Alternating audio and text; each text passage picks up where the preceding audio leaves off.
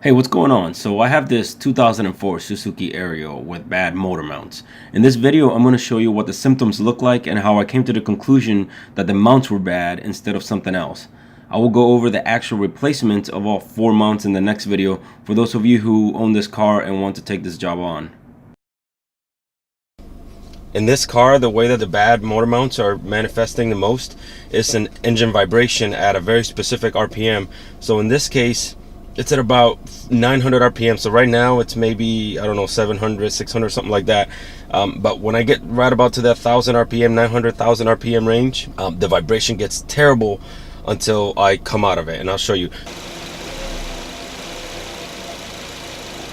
This is idle right here. So just a very slight vibration, very slight shake. And it's hard to keep it at 900 because it's already close to it. So if I tap it, it just goes past it, but you can see it right there. And that shaking right there transfers to the entire car, so it's very uncomfortable. And not only is it uncomfortable, but you know that when the car shakes that much, you can really cause a lot of issues elsewhere in the car.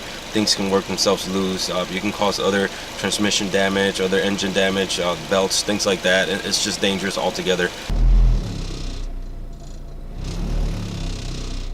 Once I climb out of that 900 RPMs, it's fine. I'm gonna go ahead and put it in neutral.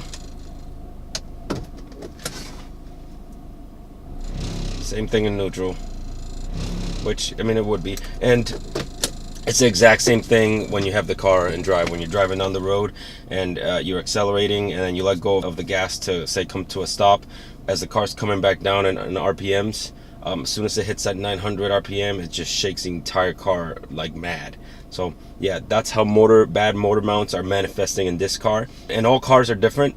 It all depends on how the car is engineered. The exact same bad motor mount may do this in this car, and it may just cause a really bad transmission clunk whenever the transmission shifting gears as you're driving down the road, or maybe when you're going from park to drive or park to reverse or something like that. Or maybe the car just has a really bad vibration all the time. So knowing that the car was vibrating like that and it was idling the way that it was idling, before we jump on the motor mounts, there's a lot of other things that can cause symptoms very similar to that. And I'm going to show you what those things could be and what I checked first before, going and buying motor mounts. So the first thing I checked in the car before jumping to the motor mounts was the intake. I basically got myself something like this and cleaned the entire intake. I checked the air filter, make sure the air filter was okay. I checked the hose, I cleaned it with some of this, and I cleaned the intake throttle, the plate with some of this, okay?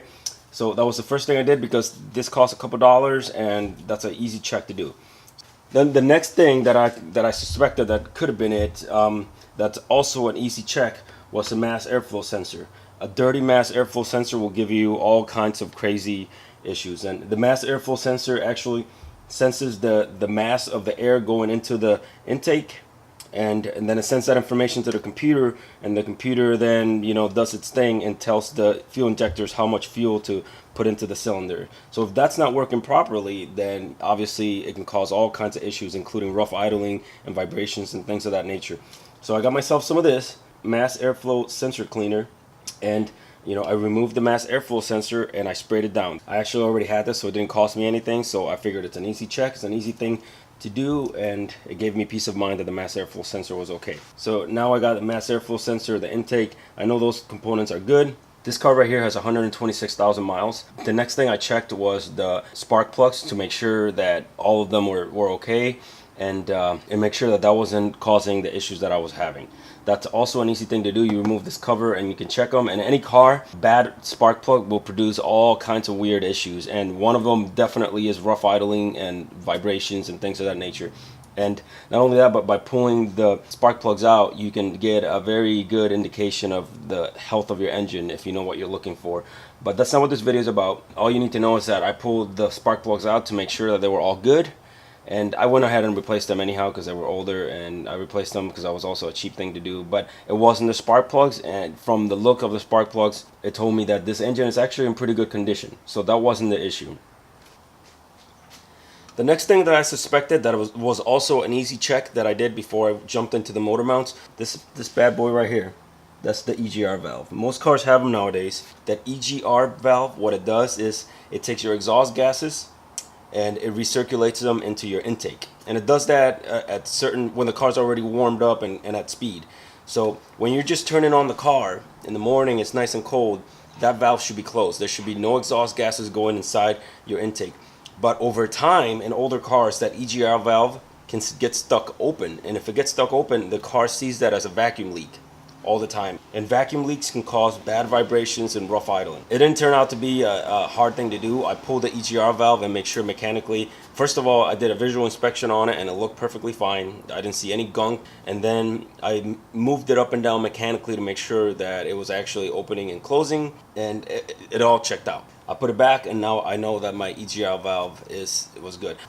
And just like the car can see a EGR valve that's stuck open as a vacuum leak, an actual vacuum leak anywhere along the way will definitely cause rough idling and vibrations and issues of that sort. So I checked every single hose to make sure that every one of those hoses was secure in place, that there was no hissing, no weird noises coming out of anywhere in there, and they all checked out. They all look good. They're not brittle, they're in good health, and I don't hear any noises that would indicate that there's a vacuum leak going on back there. So that wasn't my issue either.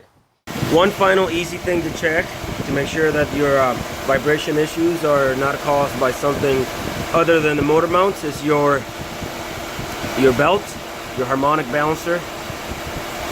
So I'm looking down there, see the water pump right there. Below it is the compressor, and it all looks good.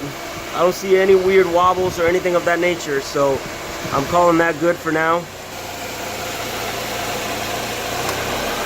As you can see, the compressor just kicked on and still no weird vibrations. So yeah, I don't think it's the belt at all. So moving on.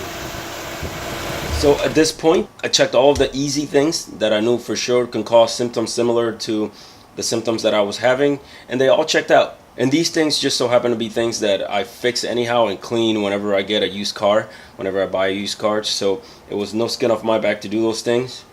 But having checked all those things and still having that strong vibration at 900 RPMs, it's time to do some other checks on the engine to make sure that the motor mounts are in good health.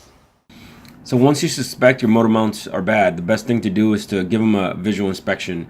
So check them for cracks or tears or brittle rubber, or even if the rubber is separating, or anything that may indicate a bad motor mount.